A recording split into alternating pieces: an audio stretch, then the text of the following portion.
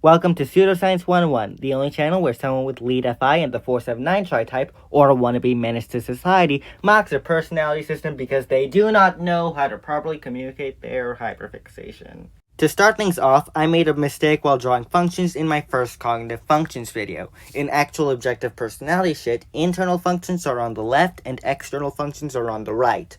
Fortunately for you, that was the only mistake I made. Now, onto the actual lesson. In cognitive functions / objective personality, saviors and demons are just a way to say functions I use too much and functions I blame all my problems for. And so what this means is that if you take some filtering over gathering, control freak dumbass, they're going to deal with most, but not all, because humans are complicated and other shit which makes life too hard, of their problems by getting rid of random ass chaos and using the exact same strategy over and over again. So after hitting their head 1,000,000 times on a door, do you know why it hasn't opened? It's because they didn't hit the door fast enough, or hard enough, or numerically enough. And do you know why it wasn't enough? Because the shitty fireworks going on outside, and that weird ass fucker singing about the Amish, and that broken ass car being driven around the neighborhood are making it too hard to focus on the goddamn door. So what are saviors and demons not? For starters, it's not what you can do. Everyone is capable of sensing, reading Wikipedia articles, but it doesn't mean they can't do intuition,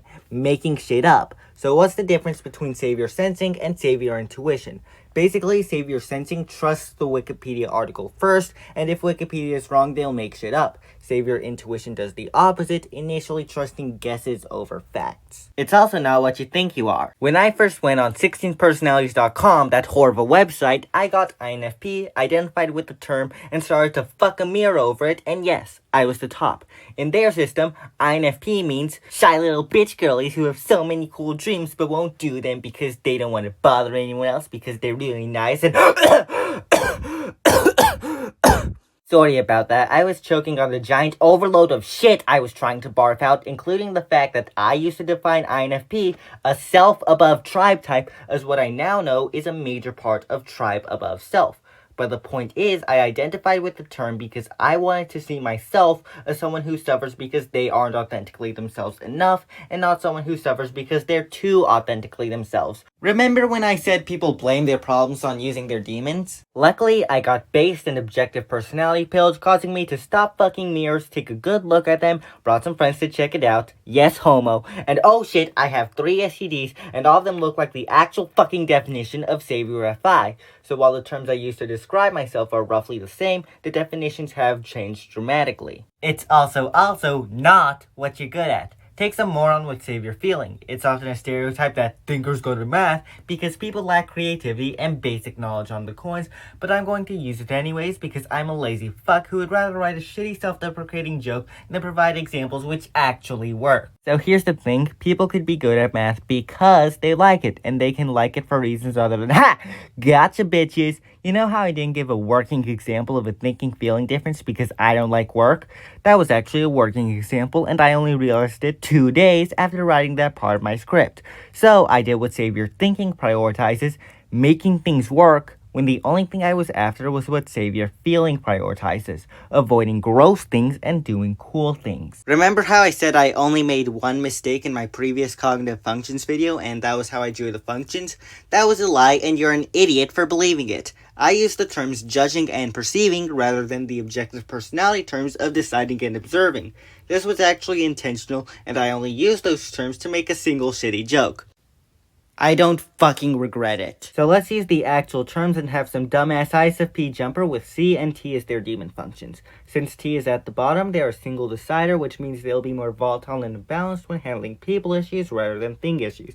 For examples, I'll be using a mosquito camping on the drawing tablet for thing issues, and a piece of shit who won't stop bitching about how cool AI is for people issues. While both events would mess up their day, since ISFPs have C and 9 in the middle, they are double observers, so they can more easily tap into their demon as C and either adapt to using a medium they're not as used to, or getting into the sensory chaos and dealing with the mosquito. However, as single deciders, they only really deal with people problems with their FI, so they'll probably handle the AI dickhead with, "But AI is fucking gross!" leading that dumbass to scream on reddit.com about how mean artists are and how AI-generated titties actually do have souls. So how does the ISFP get the AI bro to shut the fuck up? The answer is with T, trying to make art work for others rather than just saying you think it's cool. If AI is cheap and accessible, a stack of paper costs $10 at most, stealing pencils from office buildings is rather easy, and there are lots of free tutorials on YouTube. If it doesn't require learning any fundamentals, many different types of art, including the one used for the shitty whiteboard doodles on my channel,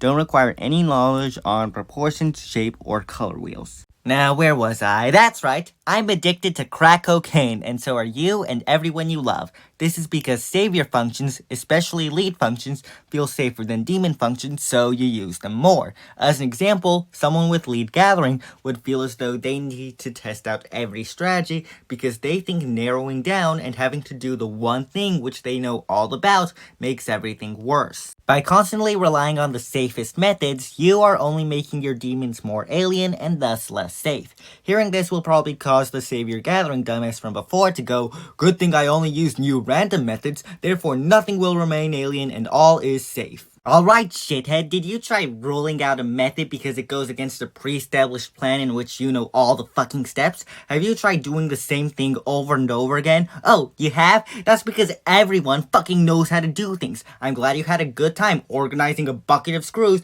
but does one good day snorting air cure your cocaine addiction, or does it just make you feel good about yourself enough to justify the next time you do it? Anyways, that's my introduction to saviors and demons with a bit of observer and decider shit thrown into it.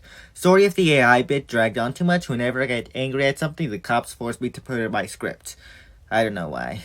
Also, sorry about the wait being long despite the video being pathetic in size. The wait had nothing to do with my tits getting bigger, it was because my tablet broke and I couldn't draw. I repeat, this wasn't just because I wanted bigger tits. If you have any questions, ask them in the comments and I will probably answer them.